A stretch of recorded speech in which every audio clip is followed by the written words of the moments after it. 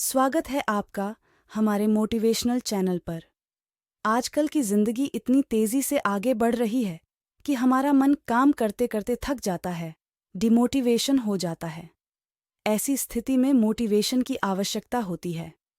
तो हम मोटिवेशन कहानी पढ़ते हैं तो हमें नई ऊर्जा का आभास होता है और हम अपने जीवन में और भी तेजी से आगे बढ़ते हैं। यहाँ हम आपके लिए लेकर आए हैं कुछ ऐसी मोटिवेशन कहानियाँ जो आपकी मनोदशा को सकारात्मक बनाने की मदद करेगी।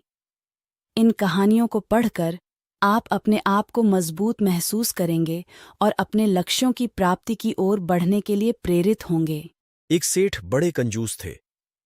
एक दिन उन्होंने दुकान पर बेटे को बैठा दिया और बोले कि बिना पैसे लिए किसी को कुछ मत देना, मैं अभी आया। अकस्मात एक संत आए जो अलग अलग जगह से एक समय की भोजन सामग्री लेते थे।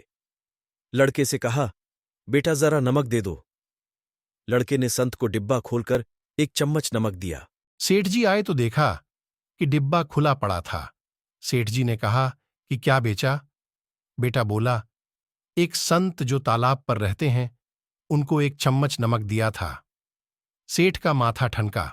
वो बोले, अरे मूर्ख, इसमें तो जहरीला पदार्थ है। अब सेठ जी भागकर संत के पास गए। तब तक संत भोजन बनाकर भगवान का भोग लगाकर खाने की थाली लेकर बैठ चुके थे। सेठ जी दूर से ही बोले, महाराज रुकिए, आप जो नमक लाए थे नमक नहीं था बल्कि जहरीला पदार्थ था। कृपा करके आप ये भोजन न करें। संत जी बोले, भाई हम तो प्रस दलेंगे ही, क्योंकि भोग लगा दिया है। भोग लगाकर भोजन छोड़ नहीं सकते। अगर भोग नहीं लगता तो भोजन बेशक छोड़ देते। ये कह सेठ जी के होश उड़ गए। वो रात भर वहीं बैठे रहे। सेठ को रह रहकर ये चिंता, सोचते सोचते उसे नींद आ गई। सुबह रोज की तरह संत जल्दी उठ गए और नदी में स्नान करने लगे। सेठ जी ने कहा, महाराज तबीयत तो ठीक है? संत बोले, भगवान की। जैसे ही संत ने मंदिर का द्वार खोला तो देखा कि भगवान के श्री विग्रह के 2 भाग हो गए हैं और शरीर काला पड़ गया है। ये देखते ही सेठ को सब